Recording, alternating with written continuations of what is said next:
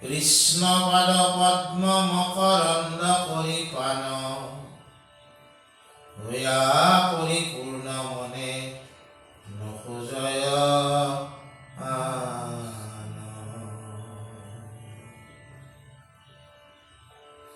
কামনা পূৰ্বকে যদি কৃষ্ণক ভজয় তাহাৰো পৰম হিত চিন্তে কৃপাময়।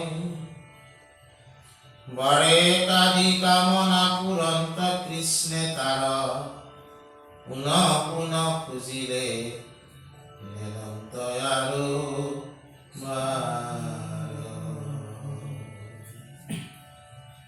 আজি আমি ৰত্নাৱলীত এই কথাখিনি কোৱা হৈছে যে ভগৱন্ত পুৰুষ পৰম ব্ৰহ্ম কৃষ্ণ বাহিৰে যিমান দেৱ দেৱী আছে তেওঁলোকৰ কাৰণে কৃষ্ণয়ে জাগা দিছে। ব্ৰহ্মাক ব্ৰহ্মলোক দিছে, শিৱক শিৱলোক দিছে।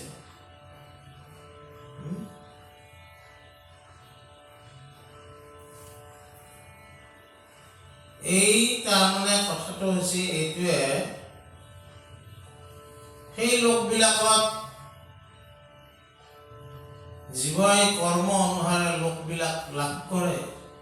কোনোবাই ব্ৰহ্মলোক লাভ কৰে, কোনোবাই শিৱলোক লাভ কৰে, কোনোবাই মহৎ লোক লাভ কৰে, কোনোবাই ভৱলোক লাভ কৰে, বুজা নাই? কোনোবাই পিতৃলোক লাভ কৰে আৰু তাতে তেওঁলোকে ভোগ কৰি থাকে।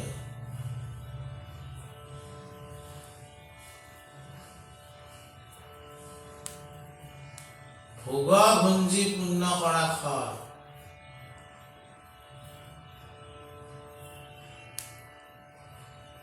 ভোগ ভুঞ্জোতে পুণ্য যিদিনাখন শেষ হ'ব তেতিয়া আকৌ আহি তেওঁ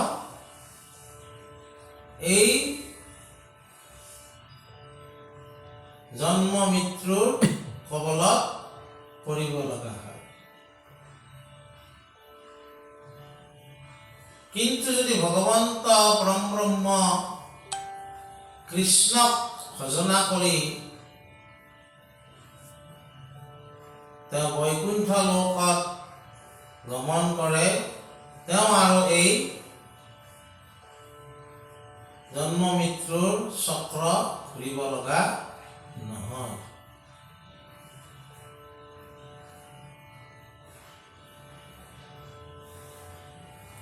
এতিয়া কথাটো হ'ল কি,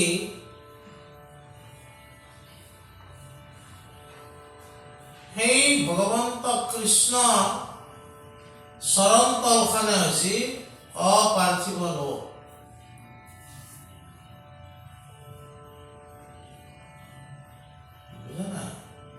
বাকী চব পাৰ্থিৱ, চবৰে সৃষ্টি আছে আৰু একদিন ধ্বংস আছে। যেনেকৈ আমাৰ প্ৰতিটো মানুহৰ এদিন জন্ম আছে, এদিন মৃত্যু আছে, ঠিক তেনেকৈ সকলোবিলাক লোকৰে কি আছে, জন্ম আছে বা সৃষ্টি আছে আৰু ধ্বংস আছে। যিমান ব্ৰহ্মাণ্ড আছে, অনন্ত কোটি ব্ৰহ্মাণ্ড, এটাই মাত্ৰ অধিকাৰী আছে, সেইজন হ'ল ভগৱন্ত কৃষ্ণ।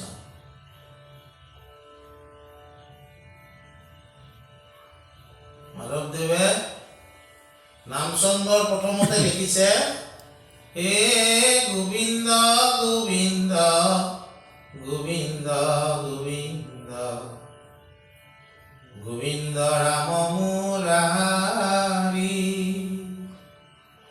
অনন্ত কোটি ব্ৰহ্মাণ্ডৰ হৰি অধিকাৰী।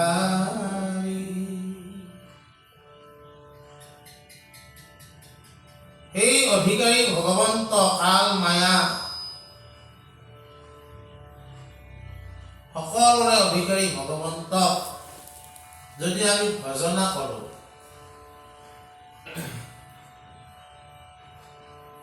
তেওঁক যদি ভজনা কৰি আমি একো নোখোজো,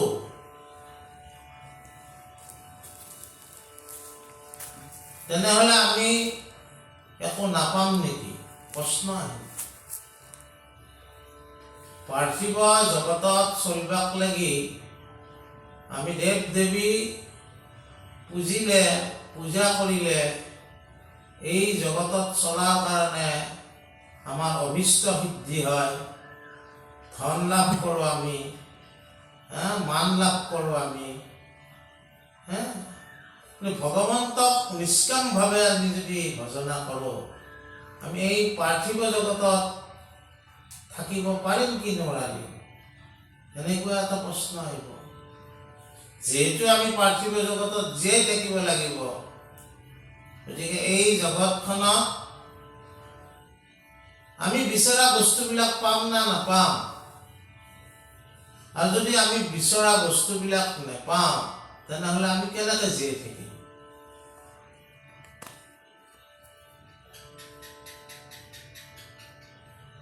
তাকে ৰত্নাৱলী উত্তৰ দিছে কি, যে এই শংকাটো তুমি নকৰিবা যে তুমি নিষ্কাম ভকতি কৰিলে যে একো নাপাবা। এইটো শংকা নকৰিবা। তোমাক যি দৰকাৰ হয় সেই দৰকাৰখিনি ভগৱন্তই আপুনি পূৰণ কৰি দিব।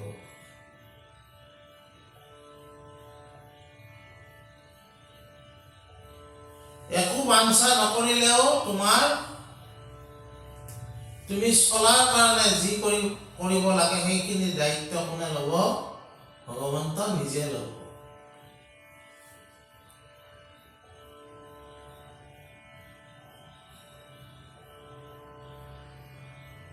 তোমাৰ অকাম ভিত্ত আমি, তুমিও নিষ্কাম মোৰ স্বামী। মই তোমাক কামনা নকৰোঁ, অকাম ভিত্ত আমি, তুমিও নিষ্কাম মোৰ স্বামী। এই নিষ্কাম স্বামীয়ে সকলো দায়িত্ব গ্ৰহণ কৰিব। যেনেকে হিৰণ্যকশিপু প্ৰহ্লাদক শাস্তি দিছিল, প্ৰতিটো শাস্তিৰ পৰা কোনে তেওঁক ৰক্ষা কৰিছিল? ভগৱন্ত পুৰুষে নিজে ৰক্ষা কৰিছিল। মাধৱদেৱ গুৰুজনে খুব সুন্দৰকৈ লিখিছে নামঘোষাত, হে হিৰণ্য কশিপু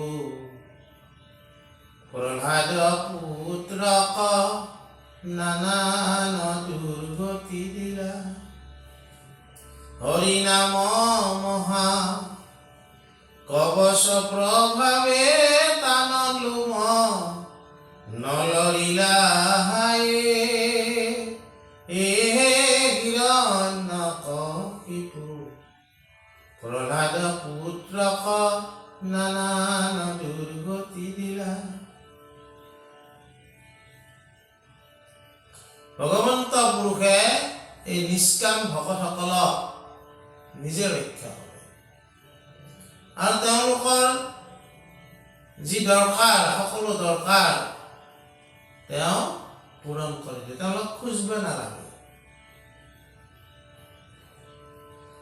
ঈশ্বৰৰ লগত যেতিয়া প্ৰেম ভক্তি হ'ব, তোমাৰ যিখিনি দৰকাৰ সেইখিনি ঈশ্বৰে নিজে পূৰণ কৰি দিব। এই শংকা আমি মনত ৰাখিব নালাগে যে আমি অভিষ্ট সিদ্ধিৰ কাৰণে এই জগতত আন কাৰোবাৰ ওচৰলৈ আমি যাব লাগে। কাৰণ সকলোৰে অধিকাৰী ভগৱন্তৰ চৰণত যদি আমি সেৱা জনাওঁ, তেওঁৰ চৰণ তলতে সেই সকলোবিলাকে আশ্ৰয় লৈ আছে।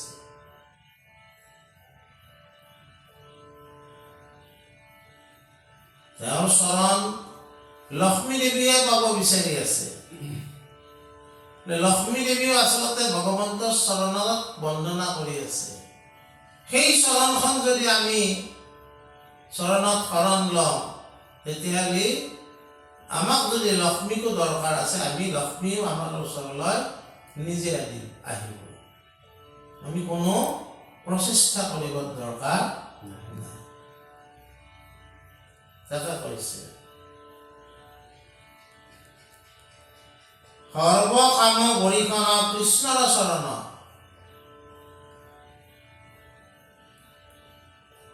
এই ভগৱন্তৰ চৰণৰ পৰাই চৰাচৰ জগতত যিমান দেৱ দেৱী, মনুষ্য, কিন্নৰ, গন্ধৰ্ব, উৰণ বুৰণ গজন ভ্ৰমণ যত জীৱ আছে, সকলোৰে কামনা পূৰণ হৈ আছে, সকলোকে পালন কৰি আছে, সকলোকে সৃষ্টি কৰি আছে, সকলোকে সংহাৰ কৰি আছে ভগৱন্তই। তেওঁৰ চৰণত যদি আমি প্ৰাৰ্থনা কৰোঁ, সৰ্ব কামৰ বৰিখন, তোমাৰ যিমান কামনা আছে সেই কামনাবিলাক কি হ'ব? পূৰণ হ'ব। কিন্তু কামনাবিলাক সৎকামনা হ'ব লাগিব, বুজা নাই? আৰু ইয়াত কৈছে সেইকাৰণে ভকতসকলে ভগৱন্তৰ চৰণ কমলত সেৱা কৰিব পালে তেওঁ আৰু একো নিবিচাৰে।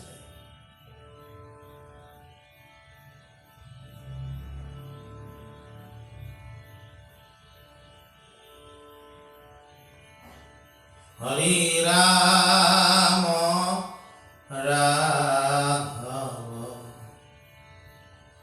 ৰঘুপতিয়ে তুমি দেৱ অগতিৰ গতি নাই। আৰে তুৱা পদ কমলৰ মকৰন্দৰ ফেৰতি কৰিয়া কোক মোৰ মতি নাই। হৰি ৰাম ৰাঘৱ।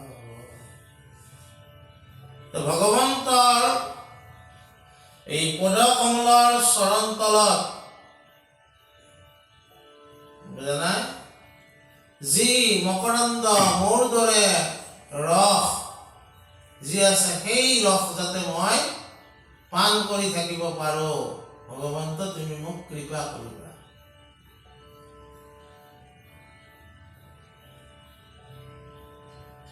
এই ৰস যিজনে পান কৰিব পাৰিছে, তেওঁক আৰু অন্য কামনা কৰি অন্য দেৱ দেৱীৰ ওচৰলৈ যোৱাৰ কোনো প্ৰয়োজন নাই।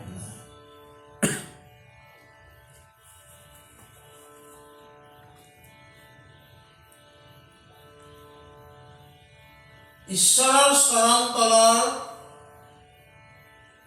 আশীৰ্বাদ পুষ্ট লোকৰ সকলোবিলাক কি হয়? মনৰ কামনা পৰিপূৰ্ণ হয়, তেওঁৰ আৰু একো নালাগে।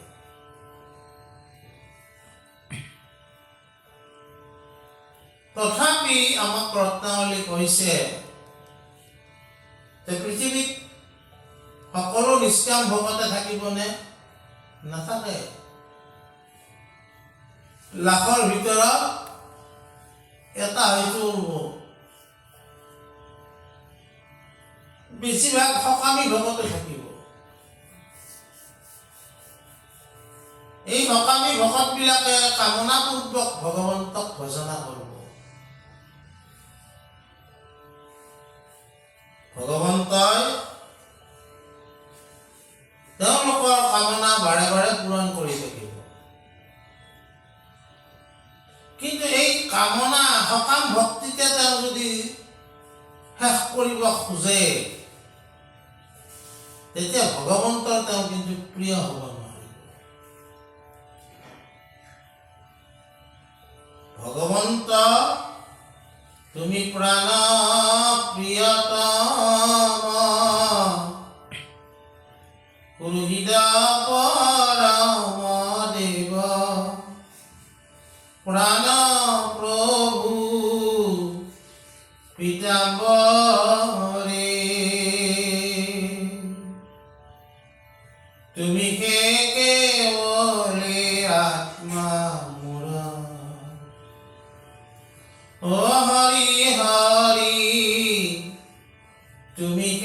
পৰময় আত্মা মোৰ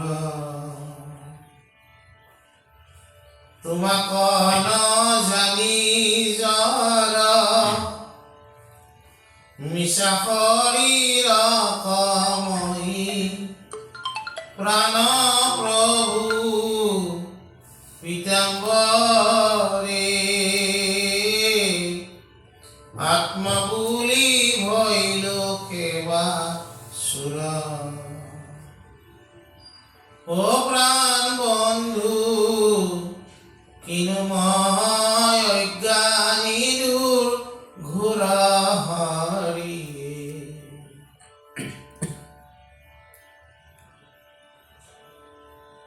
তুমিয়ে মোৰ প্ৰিয়তম তুমিয়ে মোৰ সুখী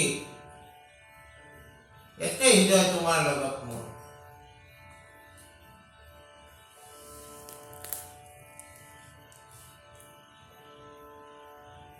তুমিয়ে মোৰ আত্মা তুমিয়ে মোৰ পৰমাত্মা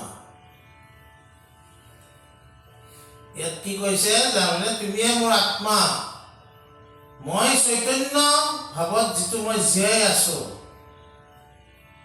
আজি মই কথাখিনি ক'ব পাৰো যে মোৰ ভিতৰত আত্মাটো বিৰাজমান হৈ আছে সেইটো আত্মাও তুমিয়ে আৰু পৰমাত্মাও তুমিয়ে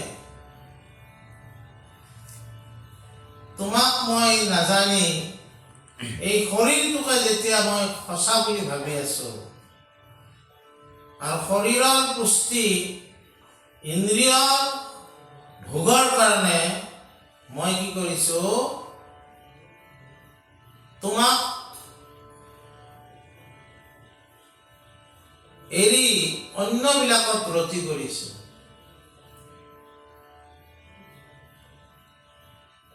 কিহৰ কাৰণে অজ্ঞান অবিদ্যাৰ কাৰণে নিষ্কাম ভকতসকলে এই অজ্ঞান অবিদ্যাৰ ঊৰ্ধত যাব পাৰে বাৰে বাৰে সকামী ভকতসকলে অজ্ঞান অবিদ্যাৰ ভিতৰতে থাকি যায়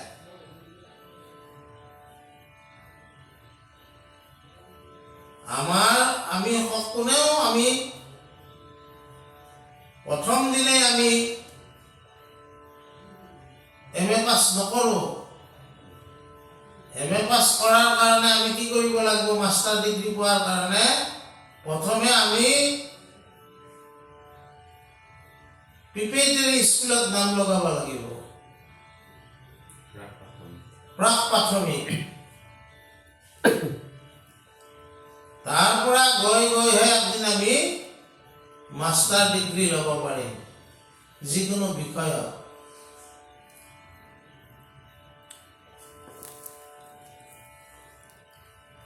সকামী ভকতসকলেও সেই কথাটোৰ মতে চলিব লাগিব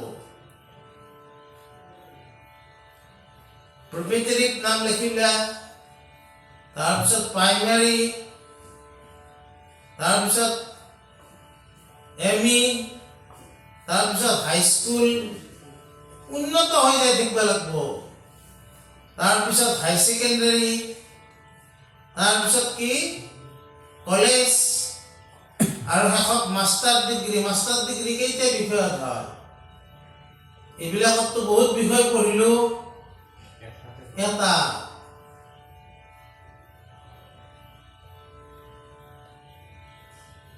তাৰমানে সকাম কৰোঁতে আমি বিভিন্ন বিষয়লৈ গুচি গলো কিন্তু লাহে লাহে নিজকে ঊৰ্ধ্বগামী কৰি নিজৰ মন কায় মন বাক্য সেই এটা বিষয়ত যেনকে মাষ্টাৰ ডিগ্ৰীত আমাৰ নিবিষ্ট হয় এক ভগৱন্তত আমাৰ নিবিষ্ট হ'ব লাগিব তেওঁৰ চৰণ তলত আমি আশ্ৰয় ভালকে ল'ব লাগিব তেতিয়াহে তুমি যেনেকৈ এটা বিষয়তহে মাষ্টাৰ ডিগ্ৰী তেতিয়া তাৰমানে ভক্তিবেদৰ যিটো মাষ্টাৰ ডিগ্ৰী সেই একেই ব্যৱস্থা প্ৰথম দিনে কোনেও ইমান কৰিব নোৱাৰে বুজা নাই কিন্তু গৈ গৈ গৈ ঊৰ্ধ্বগামী হয় যায় এক ভগৱন্তৰ চৰণ তলত আশ্ৰয় লয় তেওঁৰ চৰণকে বন্দনা কৰিব লাগিব সেইটো নিষ্কাম ভক্তিক লাগি যাব লাগিব তেতিয়া ভগৱন্তৰ কি হয় সেইজন ভকত প্ৰিয় হয়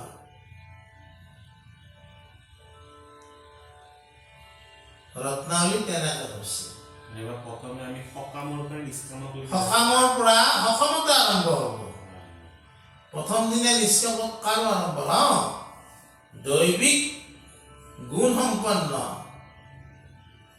কিছুমান দৈবিক গুণ সম্পন্ন লোক আছে তেওঁলোকে হয়তো প্ৰথম দিনৰ পৰাই নিষ্কাম হ'ব পাৰে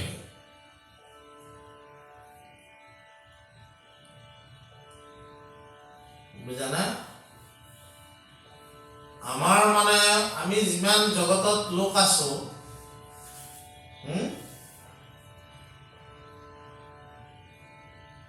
আমি কেতিয়া সফল হ'ব পাৰো সফলতা সাকসেস আমি কেতিয়া হ'ব পাৰো ইয়াৰ কাৰণে আমাৰ আইকিউ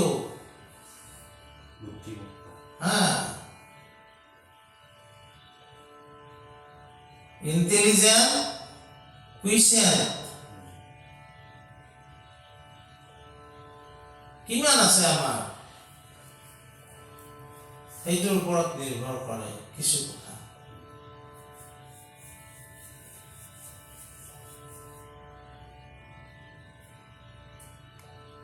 ইন্টেলিজেন্ট মানে বুদ্ধি কুইসেন্ট মানে কি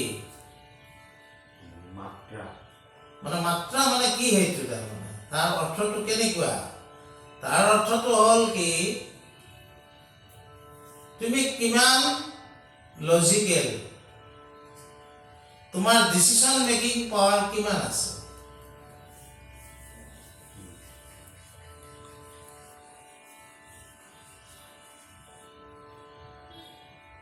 তোমাৰ ৰেশনেলিটি কিমান আছে এইবিলাকৰ ওপৰত নিৰ্ভৰ কৰি তোমাৰ আইকিউটো নিৰ্ণয় হয় 90 পৰা 110 যাৰ আছে তো সামান্য আইকিউ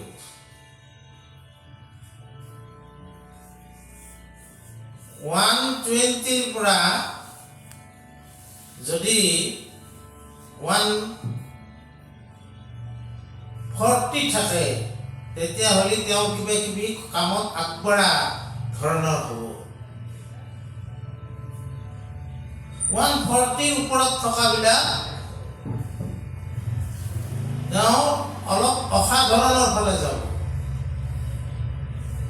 লাইক ৰামানুজম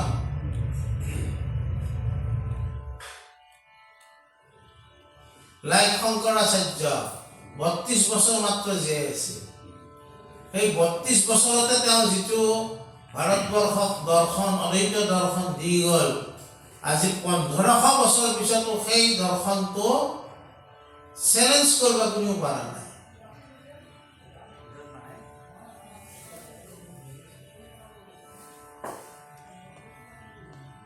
বুঝে নাই মহান মহান বিজ্ঞানী বিলাকৰ সেই একে ব্যৱস্থা তেওঁলোকৰ আইকিউ মাত্ৰাটো বহুত বেছি বুঝে নাই এইটোৰ ওপৰত নিৰ্ভৰ কৰে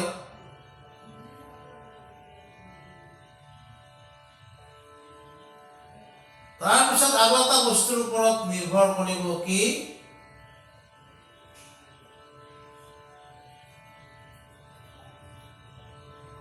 EQ বা EI ইমোশনাল ইন্টেলিজেন্স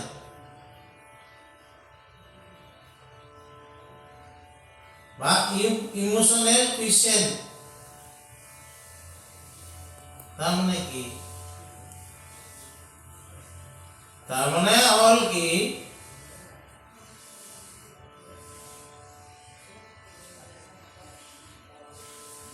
আবেগৰ সময়ত তুমি তোমাৰ ইমোশন মানে আবেগ, ইন্টেলিজেন্ট মানে বুদ্ধি।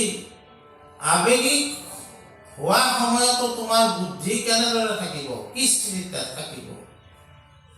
তোমাৰ যদি চকু পানী টপটপকৈ পৰে তেতিয়াহ'লে তুমি দুৰ্বল হৈ যাবা। ছাকচেছে তোমাক হাতবাল দি নামাতে, আনছাকচেছ হ'বা জীৱনত। সেই সময়তো তুমি যাক বৰণ কৰিব লাগে তাক বৰণ কৰিবা, যাক ইগনোৰ কৰিব লাগে তাক ইগনোৰ কৰিব পৰা তোমাৰ ক্ষমতাটো থাকিব লাগিব। তেতিয়া তুমি কি হ'বা? সফলতাৰ ফালে আগবাঢ়ি যাবা। এইটো জীৱন, আমি যি পৃথিৱীত আছো, মনুষ্যৰ জীৱনৰ লগত জড়িত কথা এইবিলাক। কোনোবা এটা কথাত কালি মৰিবলগীয়া হয়, কোনোবা এজন মানুহে যাৰ ইমোশনেল কুৱেশ্যন ষ্ট্ৰং, তেওঁ এৰি দিয়ে, নাকানো, কি কান্দিব লগা আছে?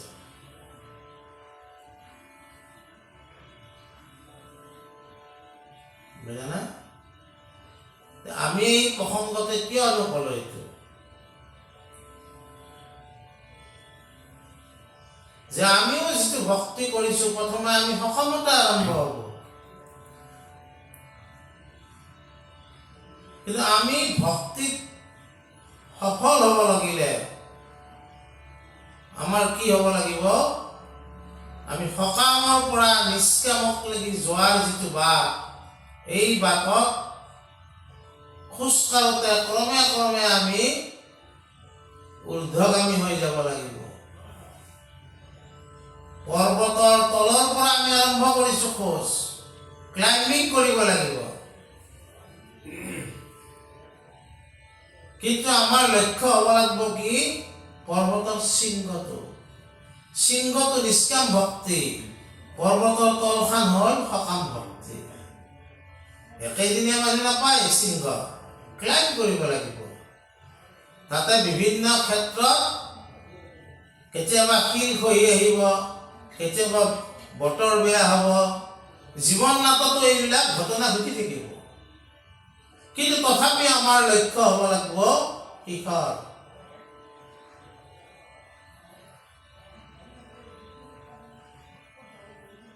ভক্তিৰো সেইটো কথা।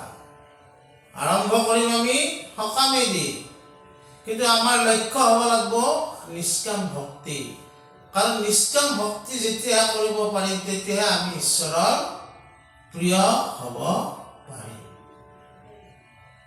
কিন্তু ঈশ্বৰেতো সকলোকে ভাল পাব, ঈশ্বৰ সকলোতে সম।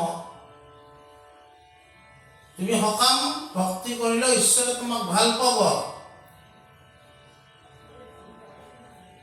আৰু তোমাৰ কামনাও পূৰণ কৰিব। সেই ভাল পোৱাটো প্ৰেমক লাগি প্ৰত্যাৱৰ্তন কৰাৰ কাৰণে তুমি নিষ্কাম ভক্তি লক্ষ্যটো ৰাখিব লাগিব।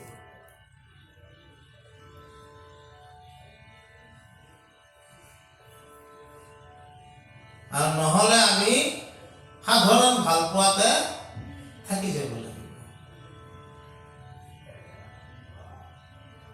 আজি মহাপুৰুষ শংকৰদেৱ, মহাপুৰুষ মাধৱদেৱ, তেওঁলোক দৈবিক সম্পন্ন যদিও মনুষ্য আছিল, আইকিউটো বহুত আছিল। আজি বিজ্ঞানৰ ভাষাত ক'লে, দৈবিক বুলি ক'লে কিছুমানে ক'ব কি নহয়, শংকৰদেৱো মানুহে আছিল, ঠিকে আছে, মানুহ আছিল। কিন্তু বিজ্ঞানৰ ভাষাত ক'ব লাগিলে কি আছিল? তেওঁলোকৰ আইকিউটো যথেষ্ট বেছি আছিল, যাৰ কাৰণে একো সুবিধা নোহোৱাৰ দিনতো ইমানবিলাক পুথি ৰচনা কৰি থৈ গৈছে।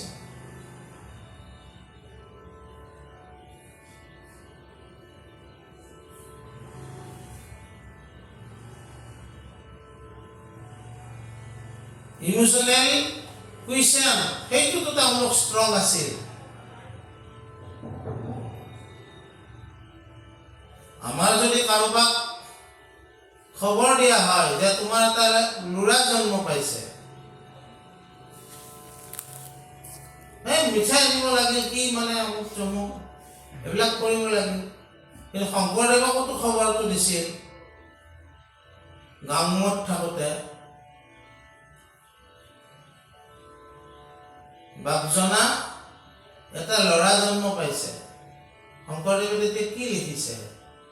পাৱে পৰিহৰি কৰহু কাতৰি প্ৰাণ ৰাখবি মোৰ বিষয় বিষজৰ বিষে জৰা জীৱন নাৰহে ফুৰ প্ৰাণ ৰাখবি মোৰ। হয়, পুত্ৰ জন্ম পালে ইও এটা বিষয়। হে ভগৱন্ত, এনে আমি এই ভৱসাগৰত বিষয় হিচাপে জন্ম পাই আমাক এই বিষয়ৰ বিষে জৰাজৰ কৰিছে। আৰু এটা মোৰ পুত্ৰ জন্ম পালে তুমি মোক কৃপা কৰিবা, জানা, তুমি মোৰ প্ৰাণ ৰাখিবা। এই বিষয় জৰাজৰ হৈ যাতে মই কি তোমাৰ পৰা বিচ্ছিন্ন হ'ব লগা নহয়, তুমি মোক ৰক্ষা কৰিবা। তাতেও সৃষ্টি হ'ল, তাতেও কি হ'ল? সৃষ্টি হ'ল।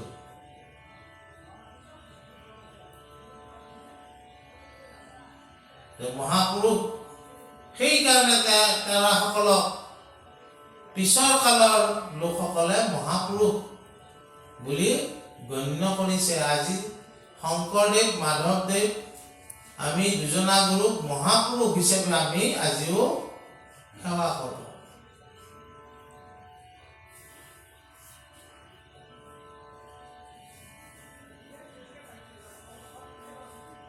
সকলো কথাতে নিষ্কাম ভাৱনাৰে ঈশ্বৰৰ লগত তেওঁলোক যুক্ত হৈ থাকিবলৈ বিচাৰিছে।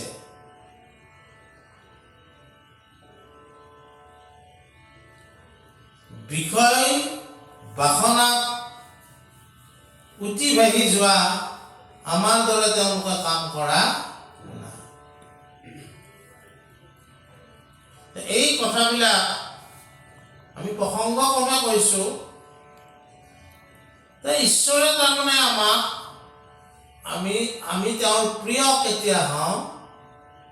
সকামত আমি ভক্তি আৰম্ভ কৰি আমাৰ লক্ষ্যটো যদি আমি নিষ্কাম ভক্তিৰ প্ৰতি হয়, তেতিয়াহ'লে আমি ভগৱন্তৰ প্ৰিয় হ'ব পাৰিম।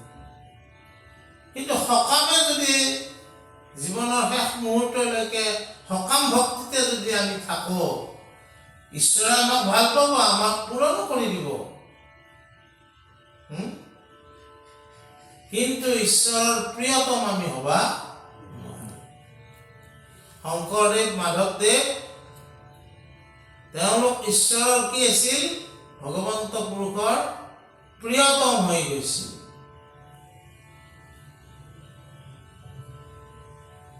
তেওঁলোকে নিজে প্ৰিয়তম ভগৱন্তক পাইছিল কাৰণে তেওঁলোকৰ অনুভৱবিলাক, তেওঁলোকৰ ৰচনা আমিবোৰৰ কাৰণে থৈ গৈছে। অনুশীলন আমি কিমান কৰিম নকৰিম সেইটো নিজৰ ওপৰত নিৰ্ভৰ কৰিব। বুজা নাই? আমাৰ গুৰু শব্দৰ অৰ্থ গু মানে আন্ধাৰ, ৰু মানে দূৰ কৰা। আমাৰ এই অজ্ঞান আন্ধাৰ তাৰা হ'ব ৰচনা দ্বাৰাই দূৰ কৰি থৈ গৈছে। কিন্তু এইবিলাক আওৰাই থাকিলে নহ'ব, সেইবিলাক আমি অনুভৱ উপলব্ধি কৰাৰ কাৰণে যত্ন কৰিব লাগিব। আৰু তেতিয়াহে অনুভৱ উপলব্ধি কৰাৰ যত্ন কৰিলেহে দুজনা গুৰুৱে আমাক যি বাট দি গৈছে সেই বাটত আমি খোজ কাঢ়িব পাৰিম। এই কথা কৈছে। তাৰপিছত আমি অকণমান পঢ়িছো অনৰ্থ বিষয় পৰ মাৰ্থ দাতা হৰি,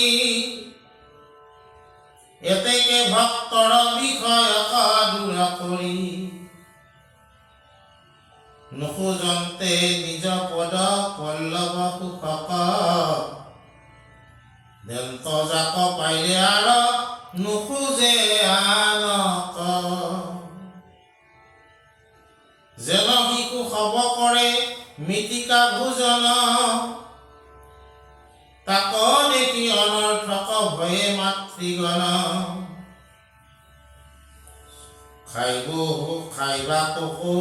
খাইবা কহু নেদয় আৰ মুখৰ গুচাৱে, কান্দিবাক দেখি নোখোজন্তে আলিমাৱে, হেৰাম দেয় খণ্ড শৰ্কৰা ভুঞ্জয় শিশু তাক, জানিয়া মধুৰ চাদ তেজে মৃত্তিকাক।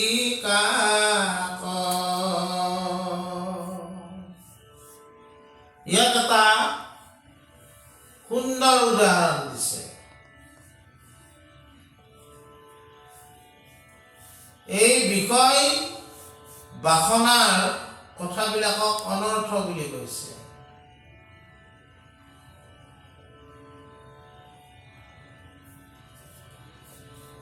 এই অনৰ্থ আমি যদি সময় অতিবাহিত কৰি থাকো, তেতিয়াহ'লে আমি কেতিয়াও পৰমাৰ্থ লাভ কৰিব নোৱাৰিম। পৰমাৰ্থ হৈছে কি? ঈশ্বৰ পদ সেৱা।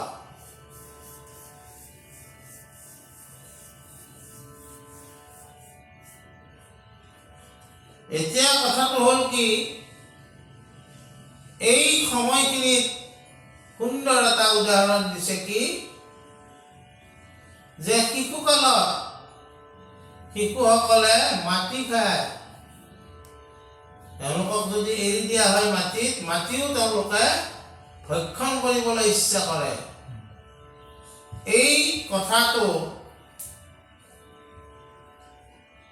মাতৃসকলে দেখিলে কি কৰে,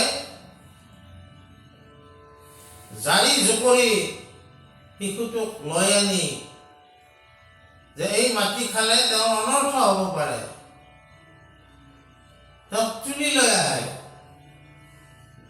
আৰু স্বয়ং ভগৱন্তৰ লীলা চৰিত্ৰতো এটা কথা আছে, যশোদায়ো কেন মাটি খাইলি অৰে গোপাল, কোবাই আজি তোৰ পাৰিব ছাল। কেশৱ কৃষ্ণ কৰুণা সিন্ধু তাহি জগন্নাথ অনাথ বন্ধু।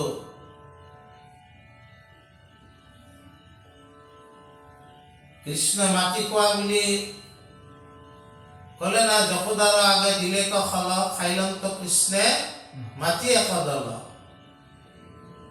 শুনিয়া যশোদা সুন্দরী হাকি পুত্ররা হাতত ধরিলে আঁকি, কেন মাটি খাইলি অরে গোপাল, কোবাই আজি তোর ফাড়িব ছাল। শুনিয়া কৃষ্ণর হরিল মাত, চকুতে নগরি মাওক শান্ত। এটা সুন্দৰ দৃশ্য শংকৰদেৱে এই ঘোষাটোত অংকন কৰিছে। এই সৰু সৰু মানে শিশু ল'ৰা ছোৱালীবিলাকে মাটি খোৱাটোক লয় কি সুন্দৰ দৃশ্য এটা অংকন কৰিছে। তাৰপিছত পৰম ব্ৰহ্ম কৃষ্ণ যশোদাই বেলেগ ৰূপত দেখিলেতো।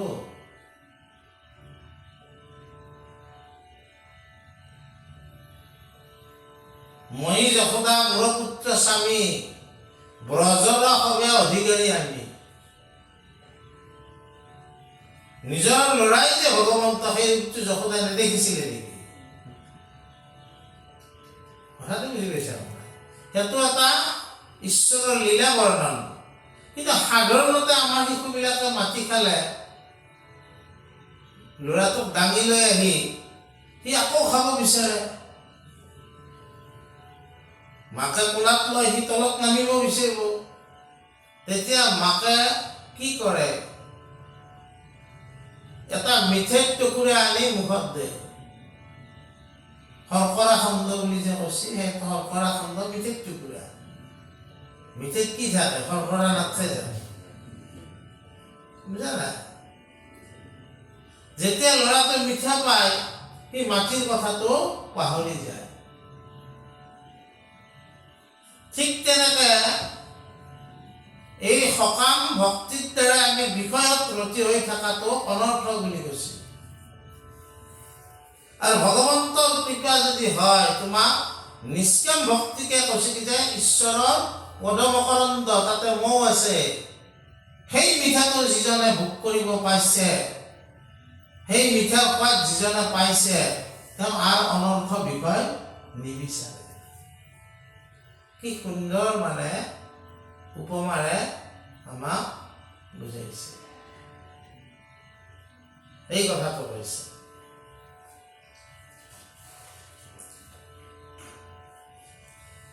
হে ৰাম এতেকে নিষ্কাম ভক্ত স্বভাৱ কীটাৰ্থ, এই মানে সমস্ত শাস্ত্ৰ পৰমাৰ্থ। বুলিয়া কি কব কথা কইলা হবে ব্যৰ্থে, মহন্ত কৰয় যত্ন কাম ভোগ অৰ্থে। শুনা এক চিত্ত কৰি ইহাৰ সিদ্ধান্ত, কদাচিতো হাত শাস্ত্ৰে তাক নুবোলে মহন্ত। বিষয় ভোগক এৰিয়া যিটো জন, পৰম শ্ৰদ্ধাই ভজে কৃষ্ণৰ চৰণ। তাকে খে বুলিয়া সাধু লয়ুক প্ৰমাণ, পঢ়াৰ বচনে দেখিও বিদ্যমান। পেকুলন্ত প্ৰহ্লাদে শুনা পিতৃ মহাভাগ, গৃহন্ধ কুপত এৰিও অনুৰাগ। অসন্ত বিষয় অনুমাত্ৰ সুখ নাই, মিছা অহম মম ভাৱ এৰিও সদায়। হৰিকো চিন্তিও মাত্ৰ গয়া তপু বনে, ইহি কাৰ্য সাধু বুলি মানে মূৰ মানে। এই মাত্ৰ শ্ৰেষ্ঠ ধৰ্ম, এই মানে মাত্ৰ শ্ৰেষ্ঠ ধৰ্ম পুৰুষৰ। এক চিত্তে ভকতি আচৰিয়া মাধৱৰ, শ্ৰৱণ কীৰ্তন তান কৰিব সদায়। ভকতিও আৰু তাত পৰে শ্ৰেষ্ঠ নাই। শাস্ত্ৰ পৰমাৰ্থক কি বুলি কৈছে? পৰমাৰ্থ লাভ কৰাৰ কাৰণে কি ভকতিৰ দুৱাৰ আমি খুলিব লাগিব? নিষ্কাম ভকতি। বিষয়ত এই কথাবিলাক আমি গম পালো, কথাবিলাক কৈ কিনে মানুহৰ আগত আমি জ্ঞানী বুলি পৰিচয় দিলো, কিন্তু অনুশীলন একো নকৰো।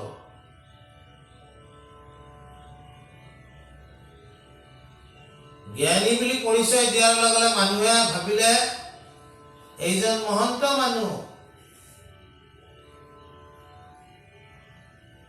বঢ়িয়া ধুনীয়া ধুনীয়া কথাবিলাক কৈছে।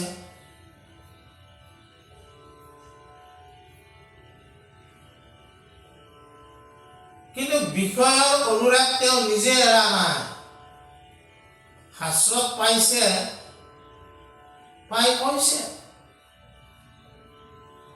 সেইজনক শাস্ত্ৰে কেতিয়াও মহন্ত বুলি স্বীকৃতি দিয়া নাই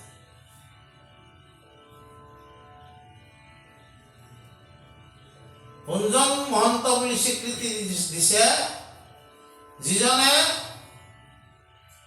ব্যৱহাৰিক দিশতো এই শাস্ত্ৰবিলাক অনুশীলন কৰিছে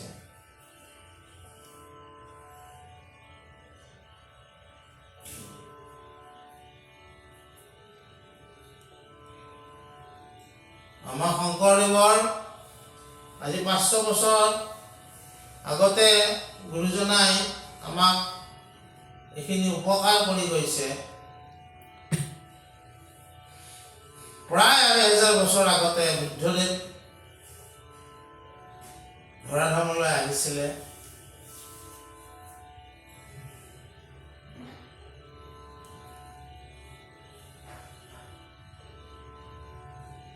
মই যদি ভুল কৰা নাই খ্ৰীষ্টপূৰ্ব 483 মান হ'ব একজেক্টলি মই চনটো ওচৰে পাজৰে হয়তো মিলিব পাৰে কিন্তু 483 মান হ'ব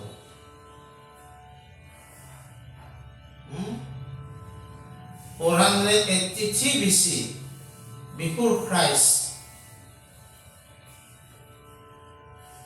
বুদ্ধদেৱে মহানিৰ্বাণ লাভ কৰিছিল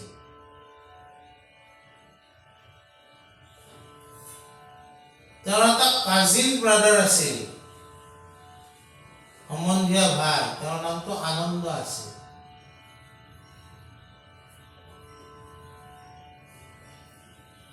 তেওঁ সুধিলে আপোনাৰ পিছত আমি কি ব্যৱস্থাৰে সংঘ ৰক্ষা কৰিম এইবিলাক সংঘ আছিল না ভিক্ষু বুদ্ধ ভিক্ষু সংঘ বিহাৰবিলাক আছিল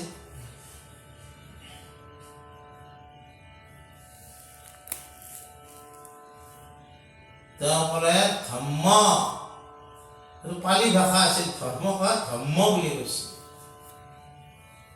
ধাৰণ কৰিব লাগিব আৰু বাৰে বাৰে যেতিয়া পেটি পেটি আৰু সুধিলে তেতিয়া কৈছে আত্মদীপ ভৱ আত্মদীপ ভৱ যে নিজৰ দীপক নিজে জ্বলাই ল'ব লাগিব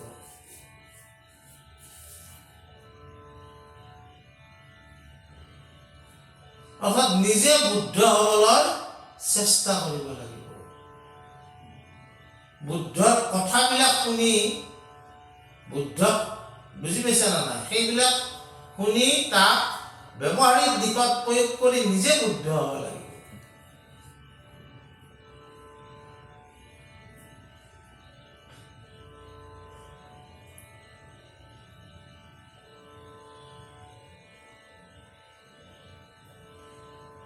বুদ্ধ ধৰ্মৰ যি ত্ৰিপিটক বুলি যিখন মানে পুথি আছে 3খন পুথি একেলগে ত্ৰি মানে 3 পিটক মানে এই 3খন পিটকৰ কথা কৈছে জানা তাৰে এখন সূত্ৰ পিটকখান এই আনন্দই লিখছে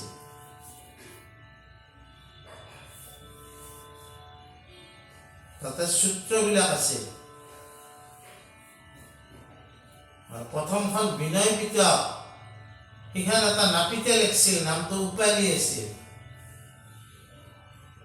বুজানা কথালোকে মানে ভাবিলে যে এই কথাবিলাক লিখিব লাগিব নহ'লে কাৰ হেৰিত লিখিছিল বুদ্ধৰ সময়ত ৰজা আছিল অজাতশত্ৰু বুদ্ধৰ অনুগামী হৈ গৈছিল বুদ্ধইটো লেখা নাই আকৌ পিছত এইসকলে লিখিছে কথাটো একেধৰণৰে শুনিছো শাস্ত্ৰ শংকৰদেৱে যি লিখি থৈ গৈছে সেইবিলাক আমি কীৰ্তন কৰি আছো, শ্ৰৱণ কৰি আছো, কিন্তু সেই কথাবিলাকৰ আমি অনুশীলন কৰিছো না নাই, ব্যৱহাৰিক দিশত ইয়াক প্ৰয়োগ কৰিছো না নাই, নিজৰ জীৱনত ইয়াক প্ৰয়োগ কৰিছো না নাই। যিজনে কৰিছে তেওঁৱে আচলতে মহন্ত। যিজনে নিজৰ জীৱনতো অনুশীলন কৰিছে, থিওৰিকেল নহয়, থিওৰি উইথ প্ৰেক্টিকেল দুইটাই যিটো কৰিছে তেওঁৱে আচলতে মহন্ত। আৰু শেষৰ ফালে আজি আমি এৰিম, শেষৰ ফালে প্ৰহ্লাদৰ কথা কৈছে। প্ৰহ্লাদে কি কৈছে, প্ৰহ্লাদ যেতিয়া আহিল কয়াধুৰ গৃহৰ পৰা, দেউতাকে লৈ আহিলে,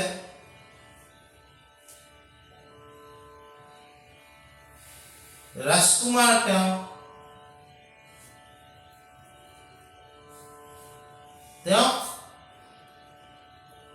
এই দৈত্যৰ শিক্ষা দিয়াৰ কাৰণে সেই সময়ত শুক্ৰাচাৰ্য নাছিল। তেওঁৰ ল'ৰা দুটাৰ নাম খণ্ড আৰু অমৰ্ষ। ল'ৰা দুটাৰ ওচৰত পঠাই দিলে। দৈত্য গুৰু নাই যদিও গুৰুপুত্ৰ আছে।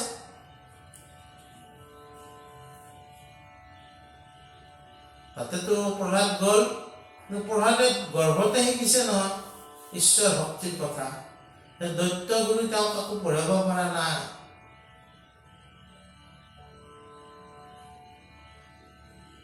এদিনাখন তেওঁ যেতিয়া ঘৰত আহিল, আগতে আমাৰ শিক্ষা কেনেকুৱা হৈছে যে গুৰু গৃহত পঢ়িব লাগিব। ঘৰত আহোঁতে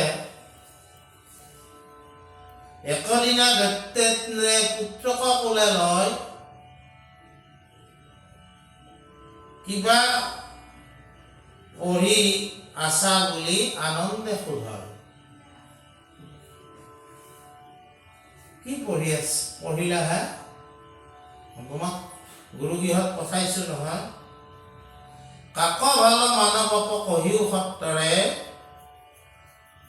বুলিলন্ত প্ৰহ্লাদে পিতৃক অনন্তৰে। তুমি যি জ্ঞান লাভ কৰিছা সেই জ্ঞানে তোমাক কাক ভাল পাবলৈ শিকাইছে? প্ৰহ্লাদে উত্তৰ দিছে কি বুলি, শুনা পিতৃ ইতি গৃহ অন্ধকপহৰি, তপু বনে এক চিত্তে আৰাধিৰ হৰি। সংসাৰ সাগৰে ভাল নাহি আত পৰে, হেন শুনি হাতী পাছে মাতে দৈত্যেশ্বৰে। প্ৰহ্লাদেতো ক'লে যে পিতা এই গৃহ অন্ধকূপ, গতিকে তুমি তপোবনত গৈ ঈশ্বৰক আৰাধনা কৰা। ইয়াতকৈ ভাল কথা একো নাই। তেতিয়া সৰু ল'ৰা নহয়, দৈত্যৰ হাঁহি উঠছে, কি বিলাক বকিব লাগছে এইবিলাক, বুজা না? তেতিয়া খণ্ডমৰ্কক আকৌ মাতি আনিলে, আনি ক'লেকে যে তহঁতে পঢ়াত ভাল হয় নাই, ইয়াত আৰু ভালকৈ পঢ়াব, এইবুলি পঢ়াব লাগিব।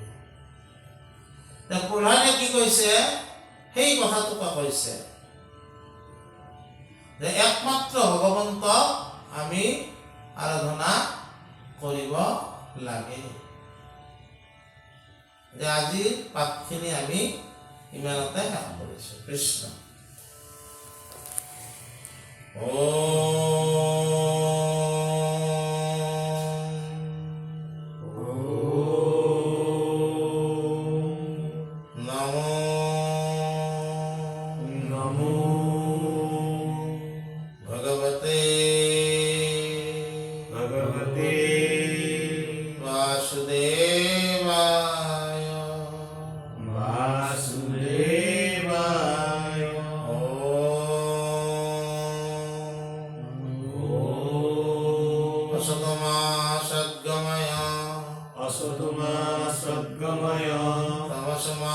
জ্যোতিৰ্গময় তমসমা জ্যোতিৰ্গময় মৃত্যুৰ্মা অমৃতম গময় মৃত্যুৰ্মা অমৃতম গময়